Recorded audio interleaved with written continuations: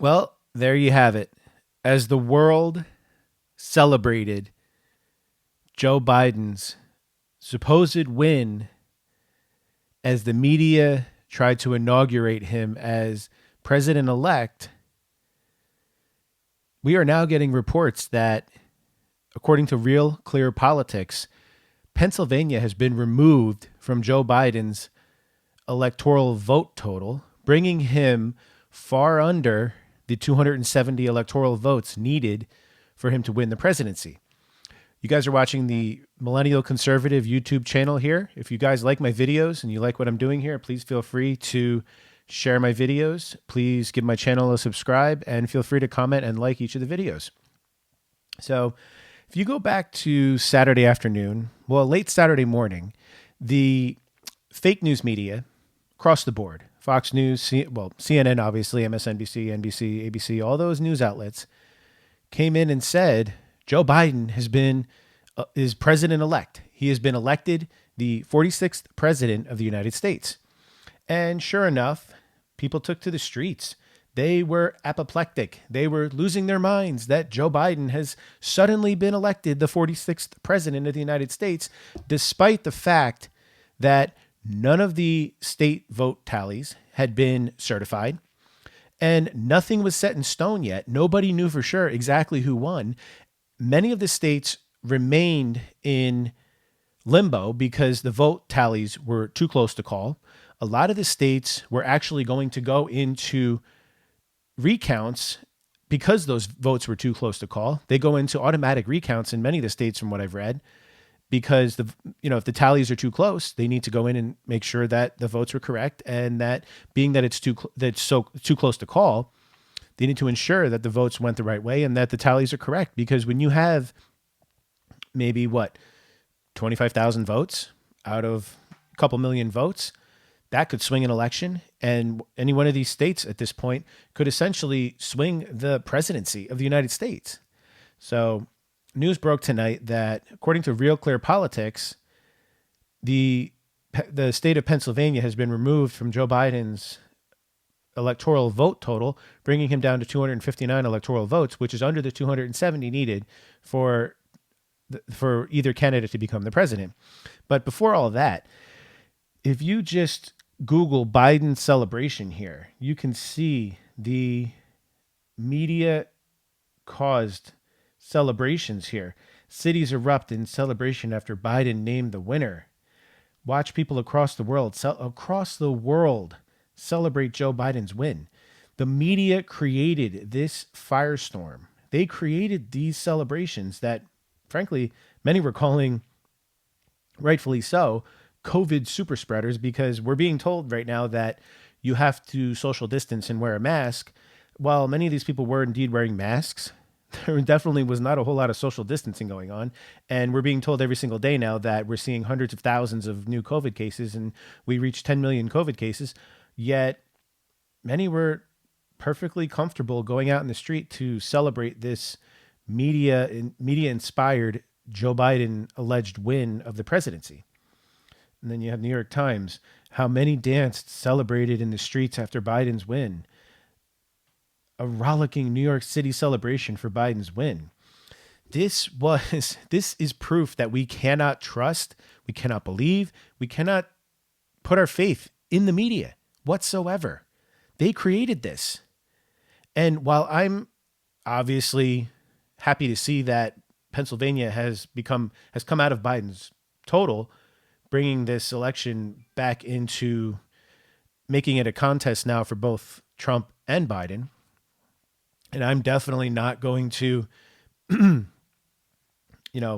get too excited right now, obviously, because it's definitely not over. And as long as this election and these vote totals are certified, they're accurate, I'm going to respect the outcome of the election, unlike many on the left, because now, as we're seeing this election come back into focus, and we're seeing the fact that it's still a contest, the question becomes, will the people on the left abide by Joe Biden's wishes of unity You know, he got up there on that stage Saturday night and said he wants to bring this country together. He wants unity for this country.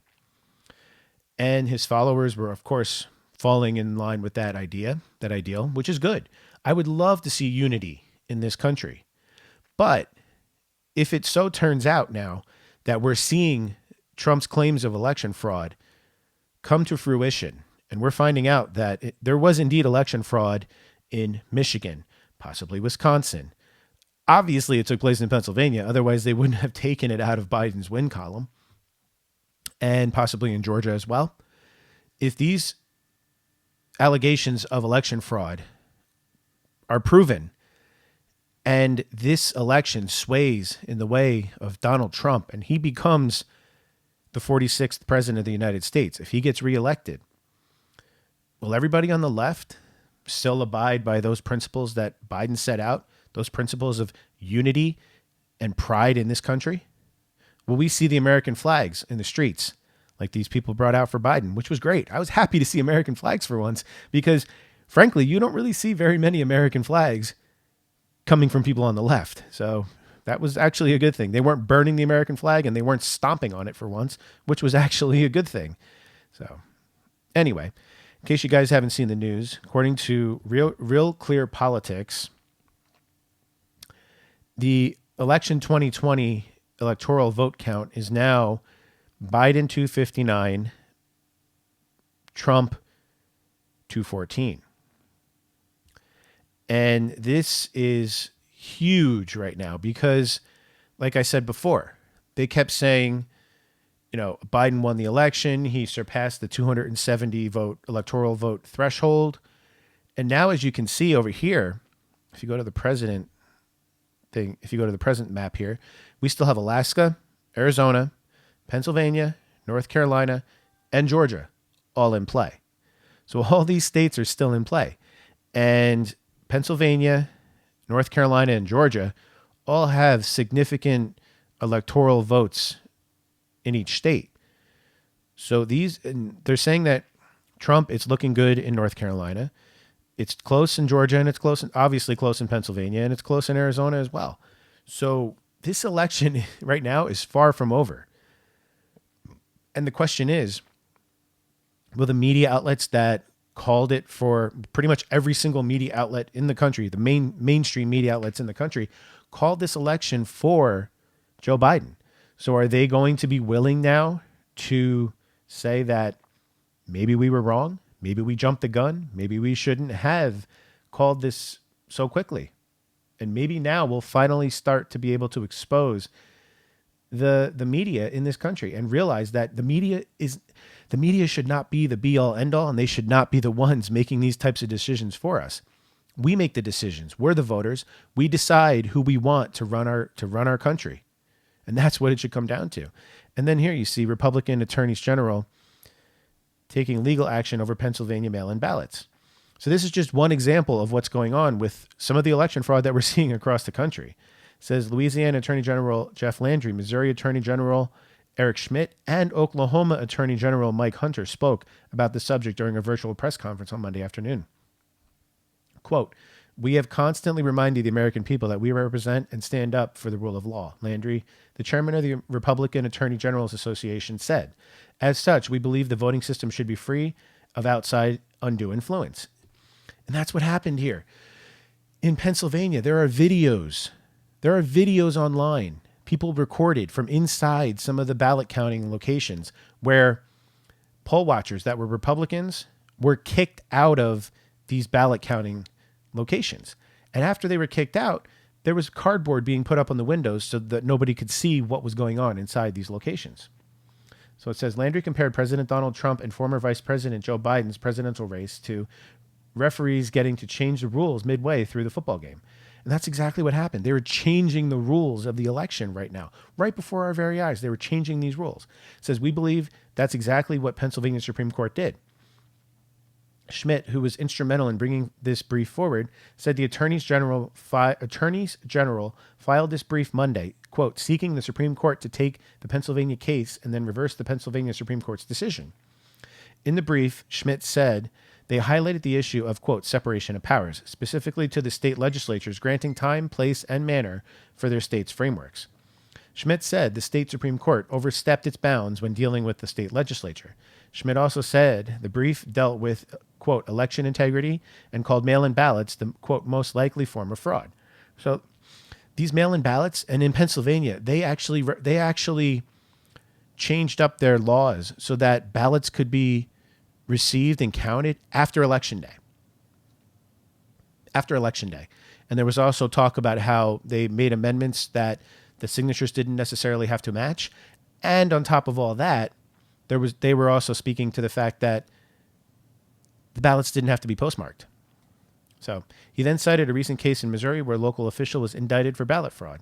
Hunter called the Pennsylvania Supreme Court's actions, quote, one of the most breathtaking abuses of judicial authority. And this is it here. This is just part of the situation as well. The fact that we're watching the courts are deciding these things. You know, unelected individuals are now beginning to try and decide our elections. And that's what it's coming down to right now. And they're not upholding the rule of law. If these judges were actually abiding by the Constitution and abiding by the rule of law, that would be one thing. But they're judicial activists who are literally taking the laws into their own hands, amending them, and then saying that that's the way it's supposed to be. It says he then explained that the group, as attorneys general, had a responsibility to, quote, address that kind of abuse of judicial authority because it can affect the election outcomes not just in Pennsylvania but nationwide. Quote, we are seeking the Supreme Court to take this case, Schmidt said. We think this is a very, very important case. Before the election, the Pennsylvania Supreme Court said it would allow mail-in ballots to be counted post-election day. So like I was saying, they want to count the ballots after Election Day without evidence of a postmark. So who's to say that they didn't just wheel in pallets of ballots, boxes and boxes of ballots, just to sway the election for Joe Biden? And on top of all that, why were some of these ballot counting places stopping counting around 10:30 at night? This is one of the most crucial elections in probably most of our lifetimes. And they're just going to stop the ballot counting at 10:30 at night? So it says the state Supreme Court also ruled before the election that ballots cannot be tossed over a mismatched signature. So again, that's another aspect of it, like I was just saying as well. Not only can the ballots arrive after Election Day without evidence of a postmark, they can also be counted even with a mismatched signature.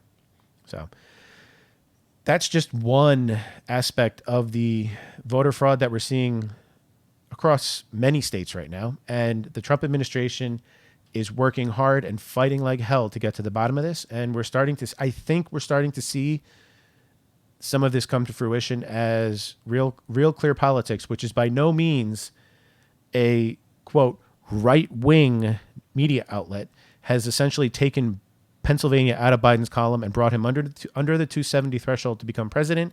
And now the question becomes, will the media outlets report on this? And will they now say that Biden is no longer president-elect? Thank you guys for tuning in. You were watching the Millennial Conservative YouTube channel. Again, please feel free to share out my videos. And if you like my channel, please feel free to subscribe. Thanks, guys.